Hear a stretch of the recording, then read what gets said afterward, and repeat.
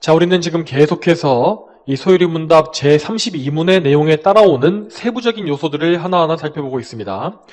자, 그 세부적인 요소들이란 무엇이냐면은, 자, 효과적인 부르심을 받은 사람들이 얻는 유익들이 무엇인가 하는 것에 대한 내용입니다.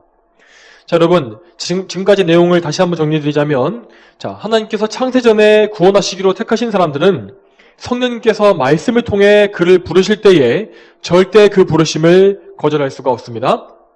자, 이렇게 성령님의 효과적인 부르심은 반드시 그 사람을 거듭나고 회심하게 만들며 또한 예수 그리스도를 믿음으로써 칭의를 얻게 하십니다.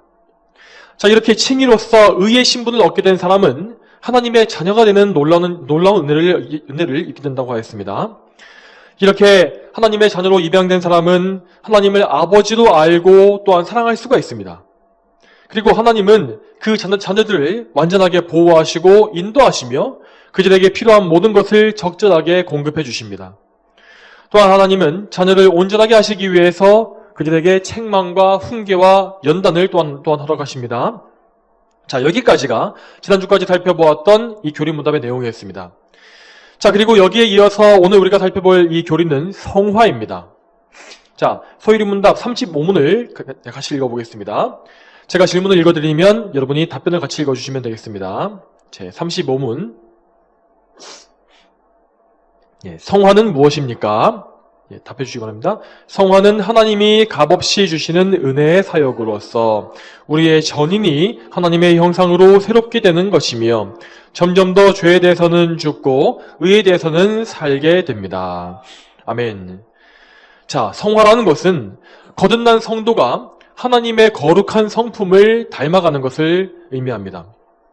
자, 이 성화라는 단어는 이 거룩할 성자에 될 화자를 써서 거룩하게 되어간다는 의미입니다. 자, 이 성경에는 성화라는 단어 자체가 나오진 않습니다. 하지만 성도가 거룩하게 변화되어 간다는 개념은 성경 어디에서나 쉽게 찾아볼 수가 있습니다. 자, 그리고 여러분, 성경에서 거룩함이란 것은 분리 혹은 구별됨을 의미합니다. 자, 그러므로 성화라는 것은 성도가 하나님을 위해서 거룩하게 구별되어 가는 것을 의미하는 것입니다. 자, 여러분, 그러면 성도의 구별됨이란 무엇을 말하는 것입니까? 자, 그 구별됨의 의미의 첫째는 성도가 이 세상으로부터 구별되는 것을 말하는 것입니다.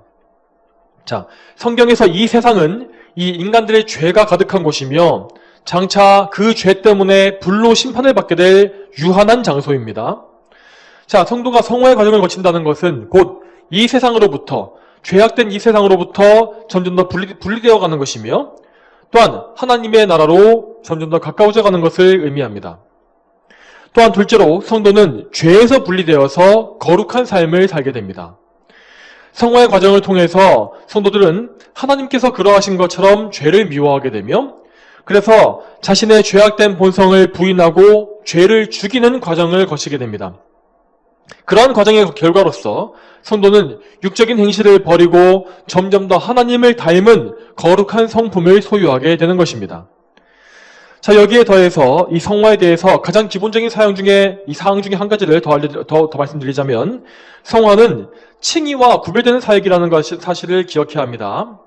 자, 우리가 구원에 대해서 바르게 알기 위해서는 이 칭의와 성화 두 가지를 반드시 구별해서 각각 정확하게 알고 있어야 합니다. 자, 칭의가 우리의 신분만을 변화시키는 단회적인 역사라면 성화는 우리의 상태 자체를 정말 거룩하게 변화시켜가는 점진적인 역사입니다. 자, 그런데 이 현대 신학자들 중에서 어떤 사람들은 칭의와 성화의 개념을 뒤섞어서 이 칭의가 단회적인 것이 아니라 삶 속에서 계속 반복되어야 한다고 주장하는 사람들이 있습니다. 자, 그런데 우리가 만일 그들의 주장에 넘어가게 된다면 우리는 이 의를 얻는 방법에 대해서 치명적인 오류를 범할 수밖에 없을 것입니다. 그 사람들이 말하는 칭의는 사람이 거룩하게 살기 위해서 노력함으로써 하나님께 인정을 받는 그런 개념이기 때문입니다. 그렇지만 여러분, 칭의란 것은 오직 예수 그리스도의 공로로만 이루어지는 것으로서 예수님께서 이루신 속죄로서 우리의 죄가 처리되고 예수님께서 이루신 의가 우리에게 전적으로 주어진다라는 의미입니다. 자, 칭의는 법정적인 판결이고 또한 신분만의 변화이기 때문에 단번에 이루어지는 것이며 결코 삶 속에서 반복되지는 않습니다. 자, 이렇게 칭의와 성화는 분명히 구별되는 개념입니다. 자, 그렇지만 동시에 그 둘은 절대 분리되어서 각각 따로 존재할 수는 없습니다. 칭의는 반드시 성화를 낳게 되며 성화는 곧 칭의를 받았다라고 하는 증거가 됩니다. 그러므로 만일 어떤 사람에게 성화되어가는 증거가 전혀 보이지 않는다면 그 사람은 애초에 칭의도 받지 못한 것임을 우리는 알아야 합니다. 자, 다음으로 우리는 성화가 성령님의 주권적인 사역이라는 사실을 반드시 알아야 합니다. 자, 소유리문답 35문의 첫 번째 문장이 이렇게 나와 있죠. 성화가 하나님께서 값없이 주시는 은혜의 사역이다 라고 합니다. 자, 이 말과 같이 성화는 하나님께서 우리에게 보내주신 보혜사 성령께서 주권적으로 이루시는 은혜의 역사입니다. 고린도전서 6장 11절 말씀은 성화에 대해서 이렇게 말합니다. 우리 하나님의 성령으로 씻음을 받고 거룩하게 된 것이다 라고 그렇게 말을 합니다. 자, 그러므로 우리는 성화가 무엇인지 바르게 알기 위해서 또한 바르게 성화되어 가기 위해서 이것이 전적인 하나님의 은혜라는 사실을 기본 전제로서 깔고 가야 합니다. 자, 물론 성령께서는 성화에 있어서 성도 자신이 힘써서 거룩함을 이루어가도록 인도에 가시는 것도 사실입니다. 그렇지만 성화에 필요한 모든 영적인 능력과 다 필요한 모든 것은 다 성령께서 공급해 주시는 것입니다. 성령께서는 성화의 과정 속에 계속해서 그리스도께서 이루어 놓으신 구원의 은혜를 우리에게 적용해 주시는 것입니다. 그러므로 우리는 성령님을 통해서 우리의 생명이 되신 또한 거룩함이 되시는 그리스도의 의에 항상 의지해야 합니다. 그러므로 만일 우리가 이 성화의 과정에 있어서 우리의 행위에 지나치게 집착하게 되면 우리는 그리스도를 바라보기보다는 우리 자신의 모습을 더 집중하게 되는 그런 실수를 범하게 될 것입니다. 그러므로 우리는 항상 성화를 이루어가기 위해서 하나님의 은혜에 소망을 다 두어야 합니다. 우리를 거룩하게 하시는 분은 하나님이시고 또한 우리가 성화되는 목적 역시 하나님의 영광입니다. 다만 여러분, 우리는 우리를 거룩하게 하시려는 이 성화의 사역, 하나님의 이 거룩한 사역에 부름을 받아서 거기에 동참하게 되는 것입니다. 성도는 성령으로 거듭나서 새 사람이 되었기 때문에 성화에 있어서만큼은 수동적으로 받기만 하는 것이 아니라 적극적으로 은혜로서 거룩함을 추구하게 되는 것입니다. 자, 이러한 성화의 적극적인 측면에 대해서는 빌립보서 2장 12절과 13절 말씀에 잘 나와 있습니다. 제가 읽겠습니다.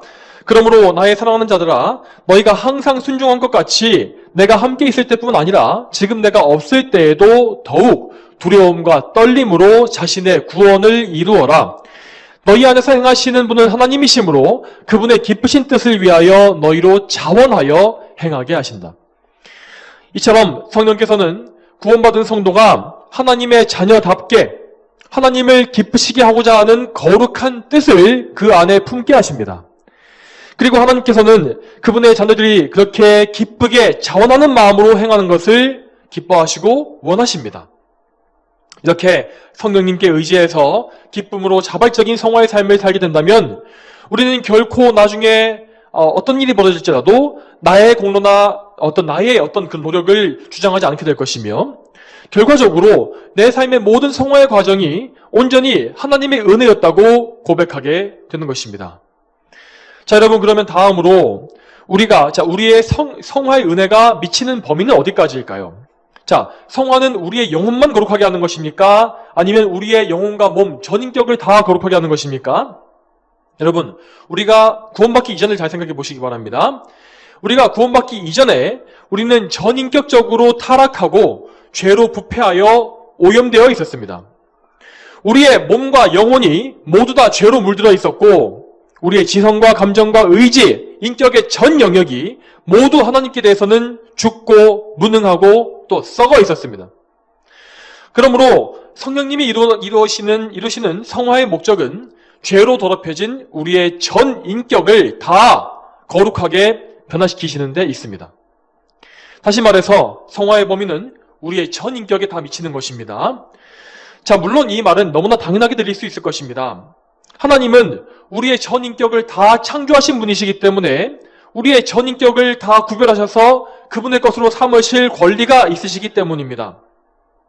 그렇지만 이 진리를 강조하는 것은 오늘날 이 현대교회의 현실에서 특히 너무나 중요하게 되었습니다. 왜냐하면 많은 교회들이 지금 전인격적인 성화를 그렇게 구체적으로 말하는 것이 아니라 인격의 일부분만 강조하는 그런 오류를 범하고 있기 때문입니다. 자, 예를 들어서 이 개혁교회들의 경우에는 오직 지성적인 부분에서의 성화만을 강조하는 것처럼 보일 때가 너무나 많습니다. 교리와 신학은 엄청나게 강조하고 많이 가르치는데 정작 감정적인 부분에서는 사랑이 없고 냉랭한 경우가 많다는 것입니다. 또한 개혁교회의 상당수 교인들은 간절한 기도로서 하나님께 매달리는 것에도 별 관심이 없고 또한 영혼을 사랑하는 일에도 대단히 무관심합니다. 그러면서도 오직 정교한 지식을 갖추는 것만이 성도의 유일한 덕목인 것처럼 지식을 자랑하고 논쟁하기를 좋아합니다. 하지만 여러분, 이런 모습은 오직 지성적인 성화만을 추구하는 잘못된 신앙이며 결코 참된 성화라고 할 수가 없습니다. 또 이와는 반대로 오늘날 수많은 복음주의, 신복음주의 교회들은 무지성주의에 빠져서 감정과 의지의 부분에서만 국한된 신앙을 추구하고 있습니다. 자, 여기에서 신복음주의라는 것은 오늘날의 이 대부분 교회가 다 따르고 있는 신학적 성향을 말하는 것으로서 기독교의 사회 참여를 강조하고 또한 대중문화와 같은 세속적인 것들을 교회 안으로 받아들이는 등의 이 세상에 열려있는 그런 기독교의 종류를 말합니다. 여러분, 이러한 신복음주의 교회의 각종 집회나 기도회를 가보게 되면 그 사람의 감정을 자극해서 울게 하고 웃게 하고 열광적으로 춤추게 하는 그런 것들에 초점이 맞춰져 있는 것을 볼 수 있습니다. 또한 그러한 신복음주의 교회들은 신자들에게 올바른 지식을 정교하게 가르치지도 않으면서도 전도와 봉사 등 오직 실천적인 것들만을 무조건 강조하고 있습니다. 이렇게 지성이 빠져버린 신앙 역시 참된 성화와는 아무 관련이 없는 것입니다. 또한 여러분, 우리 주변에 이 잘못된 지식을 추구하는 교회도 얼마나 많습니까? 정말 대표적으로 요즘 유행하는 어떤 그 킹제임스 성경 유일주의를 추구하는 이런 교회들, 또 세대주의 종말론에 빠져서 온갖 음모론에 빠져있는 그런 교회들도 있고, 또 인문학을 가르치고 철학을 가르치고 도덕과 윤리적인 어떤 그런 기독교를 추구하는 그런 교회들도 있고, 또 정치운동, 그것이 좌파든지 우파든지 정치운동에 빠져서 어떤 진리보다 정치 이념과 진영 논리를 앞세우는 그런 교회도 많지 않습니까?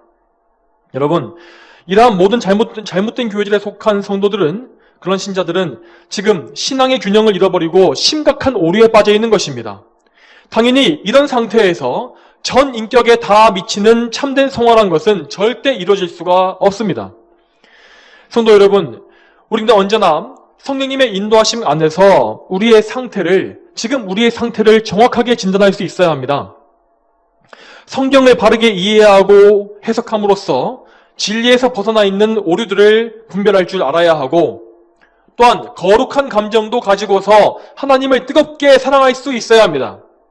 그리고 이러한 지식과 감정을 바탕으로 해서 거룩한 의지가 생겨나게 되기 때문에 이 의지를 가지고 하나님을 열심으로 섬기기를 힘써야 하는 것입니다. 이렇게 우리의 지정의, 전인격이 하나님을 향하고 또한 거룩한 목적을 위해서 받쳐지는 것이 바로 균형 잡힌 이 성화인 것입니다. 자, 여러분, 우리는 이렇게 먼저 올바른 성화론을 잘 이해하고 있는 가운데, 그런 가운데서 우리가 정말로 그러면 성화되어 가고 있는가, 또 성화의 증거가 우리에게 있는지를 늘 점검해야 합니다. 여러분, 우리가 바라보고 또한 우리가 쫓아가야 할 이 성화의 모범은 바로 우리 구주 예수 그리스도의 그 모습입니다. 예수님께서는 인성의 모든 면에서 우리와 똑같으신 분이었지만, 하지만 우리와 달리 죄가 없으신 분이었습니다. 그러므로 만일 우리가 이 세상에서 완벽한 성화를 이룰 수 있다고만 한다면 그것은 바로 이 세상에서 보여주신 예수님의 모습일 것입니다. 그러므로 우리는 예수님의 거룩한 습관들을 따라서 모범으로 삼아서 우리의 옛 죄악된 습관들을 버릴 줄 알아야 합니다.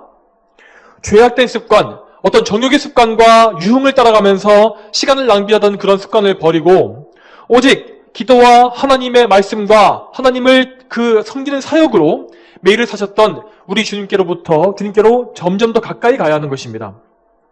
또한 우리는 예수님을 닮아가면서 우리의 마음을 잘 살펴야 합니다. 예수님은 그 마음 속에 참으로 하나님의 영광만을 유일한 목표로 삼고서 사셨습니다.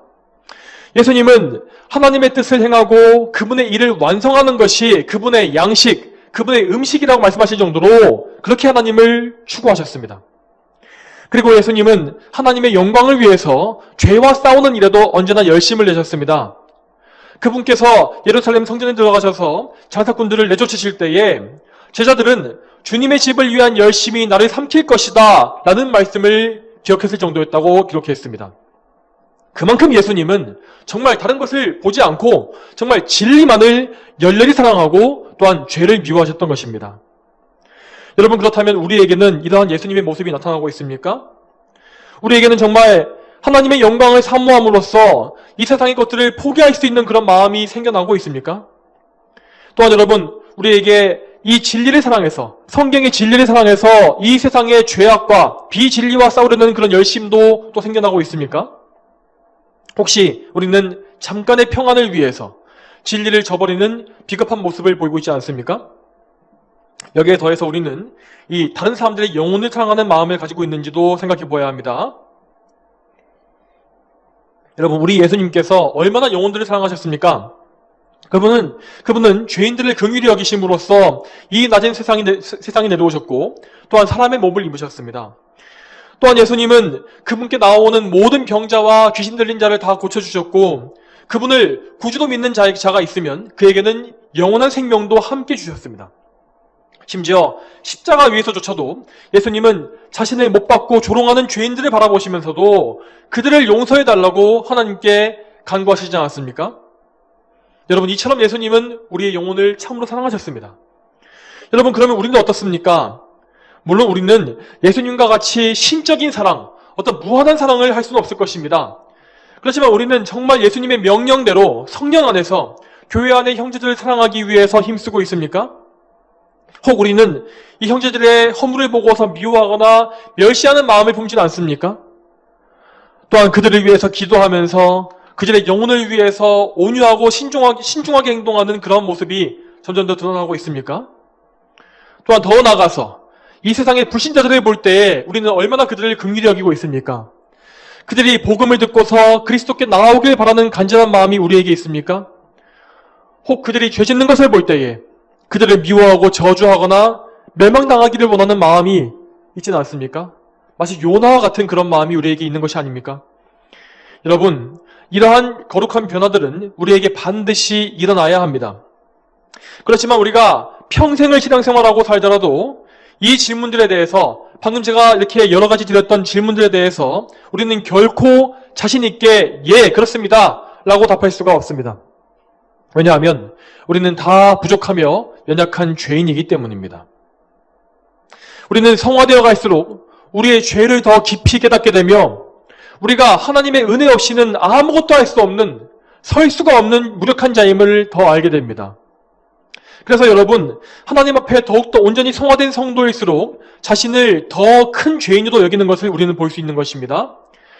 옛적에 이 청교도들을 비롯한 위대한 성도들은 그들은 정말 우리가 보기에는 정말 위대한 영적 거인들이었지만은 정작 그들 자신은 진심으로 자기 자신보다 더 큰 죄인이 이 세상에 없을 것이라고 그렇게 생각을 했습니다. 그들은 오랜 성화의 세월을 통해서 죄에 대해서는 정말 많이 죽고 의에 대해서 많이 살게 되었던 것입니다. 그래서 그들은 하나님의 거룩한 성품을 많이 담게 됨으로써 아주 사소해 보이는 죄에 대해서도 민감하게 반응하고 자기 자신이 얼마나 하나님 앞에 죄인인지를 회개하며 겸손히 자신을 낮추게 되었던 것입니다. 여러분, 이처럼 하나님 앞에 자신을 낮추고 겸손해져 가는 것이야말로 성화의 가장 확실한 열매요 증거라고 말할 수가 있습니다. 자신의 죄를 깨닫고 더 많이 회개하며 겸손해지는 이 변화가 나타나지 않는다면 그 사람은 결단코 구원받은 성도라고 할 수가 없는 것입니다. 여러분, 그러면 이 성화는 언제쯤 가야 완성될 수 있는 것일까요? 자, 이제까지 교회 안에 어떤 사람들은 이 세상에서 완전한 성화가 가능하다고 믿었습니다. 자, 물론 우리는 평생 성화를 마치 완성할 수 있는 것처럼 성화의 삶을 살아야 합니다. 하지만 분명한 사실은 우리가 이 몸을 가지고 육신의 장막 안에 사는 동안에는 결코 성화가 완성될 수 없다는 것입니다. 우리의 완전한 성화는 우리가 죽은 이후에야 비로소 이루어집니다. 성령께서는 우리가 육신의 죽음을 맞이할 때에 우리의 영혼을 먼저 완전히 성화시키셔서 낙원에 이끌어 가실 것입니다. 또한 장차 주님께서 재림하실 그날이 오게 되면 성령께서는 그때에 몸의 부활을 통해서 우리의 몸과 영혼의 온전한 성화를 이루어 주시는 것입니다. 이렇게 몸과 영혼이 합하여 우리의 전인이 완전해지는 것을 우리는 이것을 영화라고 부릅니다. 자, 이렇게 우리가 영화로운 몸과 영혼을 소유하게 되는 날, 이 날이 얼마나 좋을지 여러분 잘 생각해 보시기 바랍니다.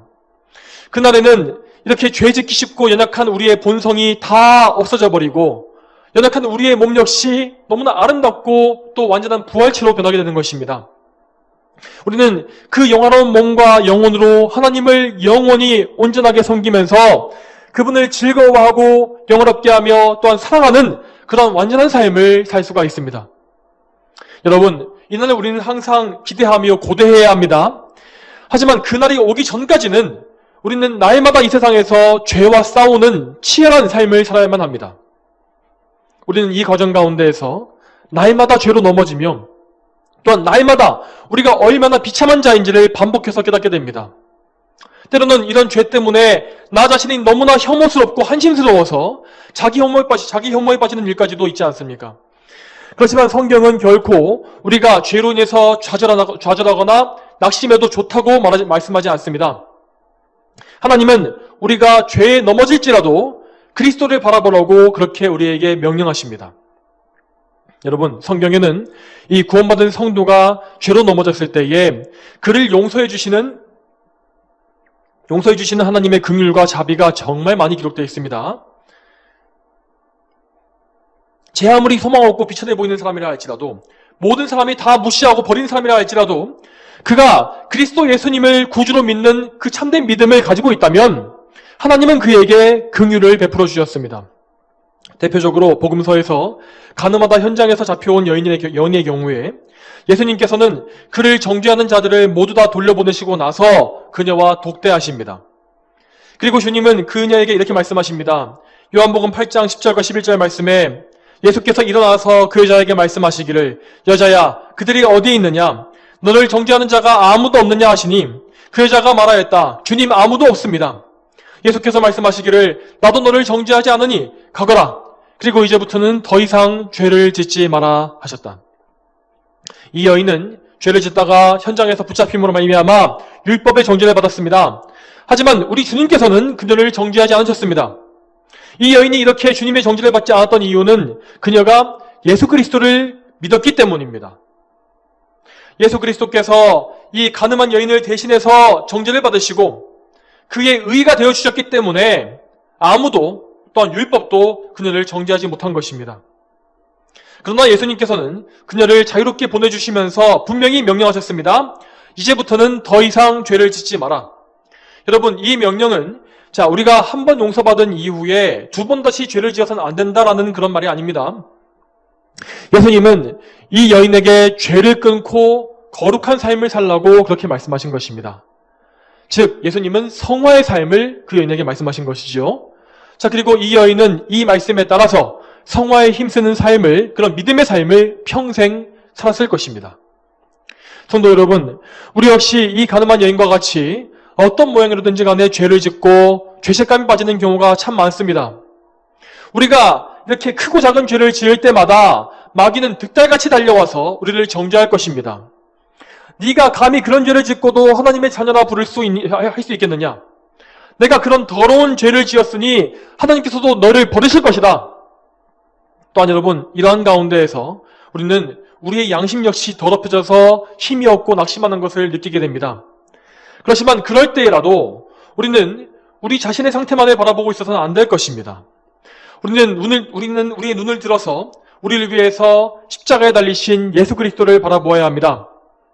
예수님께서 십자가에서 우리의 모든 죄를 다 처리하셨기 때문에 우리는 결코 정죄받지 아니할 것이며 또한 그분이 이루신 의가 우리에게 주어졌으므로 우리는 하나님께 결코 버림받지 않습니다.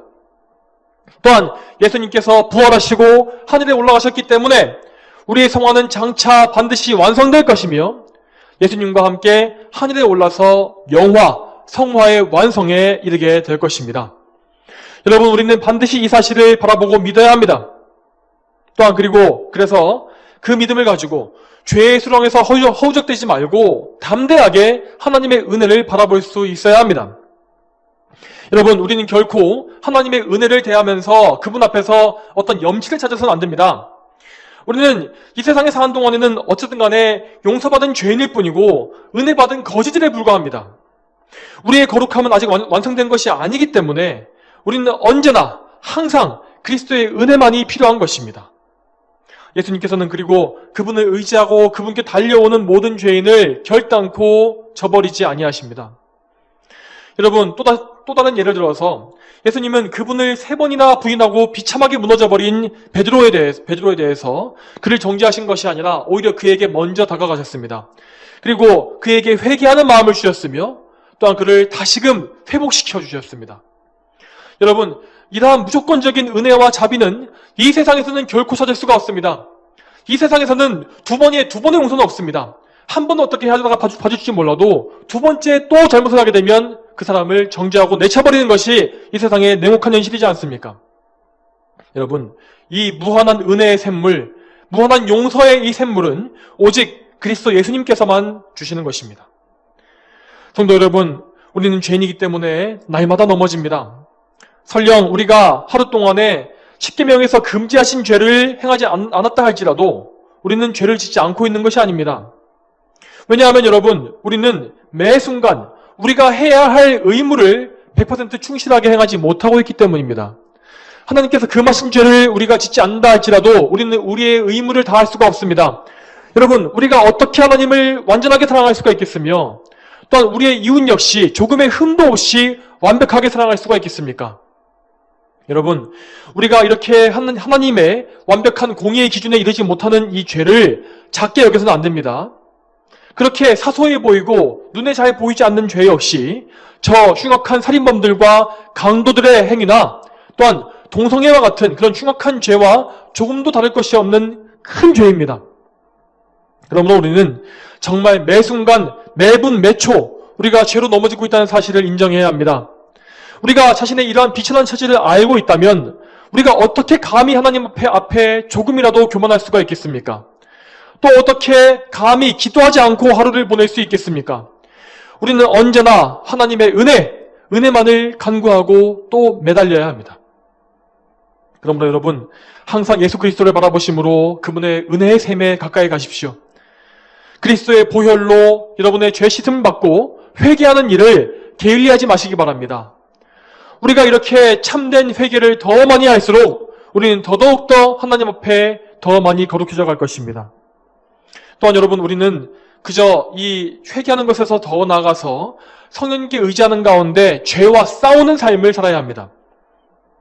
죄가 여러분을 유혹할 때마다, 죄의 유혹이 닥쳐올 때마다 여러분이 받은 구원이 무엇인지를 잘 생각하시기 바랍니다. 그리스도께서 어떤 일을 행하셔서 여러분의 죄에서 구원하셨는지를 잘 기억하십시오. 그리스도께서 33년간이나 이 세상에서 비천하게 낮아지시고 십자가에서 하나님의 징벌을 대신 받으신 것, 이 사실을 기억한다면 우리가 어떻게 감히 옛 죄에 다시 손을 댈 수가 있겠습니까?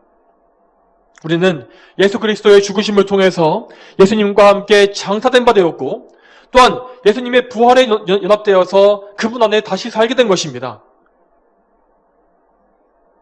이렇게 우리가 죄에 대해서 죽고 은혜에 대해서 살게 되는 이런 은혜를 입은 것은 죄의 몸이 멸하여서 우리가 다시는 죄에게 좋은 노릇하지 않게 하려는 것이라고 로마서 6장 6절 말씀에 나와 있습니다.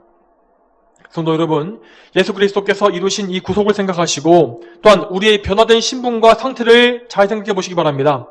그리고 성령 안에서 철저히 자신의 본성과 이 정욕을 부인하고 계명에 순종하며 그렇게 사시기 바랍니다. 여러분, 히브리서 12장 4절 말씀은 우리 성도들이 죄와 싸우되 피 흘리기까지 싸워야 한다고 그렇게 말씀하십니다. 우리는 이렇게 우리 자신의 죄와 싸우고 더 나아가서 이 세상의 죄에도 대항해서 싸워야 합니다.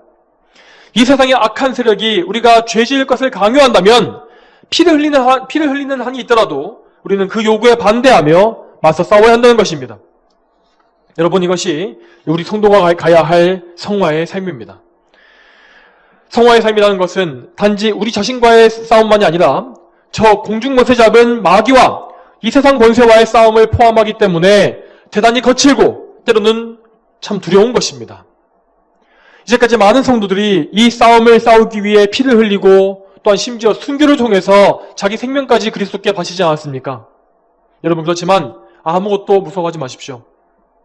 오늘 우리 이 말씀의 본문인 데살로니가전서 5장 23절 말씀에 이렇게 나와 있지 않습니까? 우리 하나님께서 그리스도 예수님께서 다시 오실 때에 우리의 영혼과 몸을 흠없이 보존하실 것이다. 이것이 하나님의 약속입니다. 그리고 이러한 하나님의 약속에 대한 믿음이 있었기 때문에 옛 성도들은 악한 세력을 두려워하지 않고 그들의 힘을 두려워하지 않고 능히 이길 수가 있었던 것입니다. 성도 여러분, 우리 역시 이러한 옛 선조들의 믿음을 똑같이 소유해야 할 것입니다. 우리 주님의 말씀대로 몸은 죽여도 영혼은 죽일 수 없는 자들을 두려워하지 말고 영혼과 몸을 능히 지옥에 멸하실 수 있는 하나님만 두려워하는 믿음이 우리에게 있어야 한다는 것입니다. 이 믿음을 얻을 수 있도록 여러분에게 하나님께서 허락해 주시도록 늘 간구하시기 바랍니다. 여러분, 이제 말씀을 맺겠습니다. 점점 이 세상은 재림의 날, 마지막 날로 가까워져 가고 있습니다. 그날이 가까워질수록 마귀는 교회를 더욱더 크게 대적할 것이며 이 세상은 성도들을 한 명이라도 더 죽이려고 할 것입니다. 그렇지만 그런 환난의 때에 여러분, 그런 환난의 때에는 죄를 이기기 위해서 정말 많은 은혜가 필요하며 정말 특별한 용기와 믿음과 인내와 절제가 반드시 필요합니다. 또한 우리는 그날에 대비해서 더욱더 우리의 성화가 신속하게 이루어지도록 기도해야 할 것입니다. 우리가 우리의 성화가 더욱더 온전해짐으로써 환난 날이 이르렀을 때 우리가 주님을 부인하거나 배반하지 않게끔 강하고 담대하고 굳센 믿음을 더 달라고 언제나 깨어서 기도해야 한다는 것입니다. 성도 여러분, 우리 모두는 예수 그리스도를 통해서 하나님의 자녀가 되는 권세를 입었습니다. 그렇다면 하나님은 그분의 자녀인 우리들을 반드시 성화의 길로 이끌어 가실 것입니다. 그러므로 여러분 자신을 바라보지 마시고 거룩함의 근원이 되시는 그리스도를 늘 바라보시기 바랍니다. 또한 여러분을 거룩하게 하실 것이라 약속하신 하나님의 말씀에 항상 의지하십시오. 또한 성령님의 복된 사역을 신뢰하십시오. 이렇게 거룩하신 삼위일체 하나님을 더 굳게 붙잡고 의지할수록 우리의 성화는 더욱더 진전되고 또한 장성한 분량에 이르게 될 것입니다. 전능하신 하나님께서 우리 모두를 인도하셔서 우리 모두가 거룩한 성화의 삶을 살 수 있도록 인도해 주시기를 소망합니다. 다 함께 기도하시겠습니다. 거룩하신 아버지 하나님, 오늘도 웨스트민스터 소유리 문답과 이 성경의 모든 진리를 통하여서 성화가 무엇인지 우리가 알게 하시고 또한 우리가 참으로 성화되어 가고 있는지를 우리가 다시 한번 생각해 보게 하시니 감사드립니다. 하나님, 참으로 우리가 이 말씀에 의지해서 더욱더 정말 성령님께 의지함으로 말미암아 성화의 삶을 살 수 있도록 도와주시옵소서. 우리가 항상 하나님의 은혜를 붙잡게 하시고 우리를 거룩하게 하신 하나님의 은혜를 정말 의뢰함으로 말미암아 언제나 정말 예수님을 닮은 그런 거룩한 성품을 많이 소유할 수 있도록 우리를 다듬어 주시기를 소망합니다. 감사드리며 예수님의 이름으로 기도 올립니다. 아멘.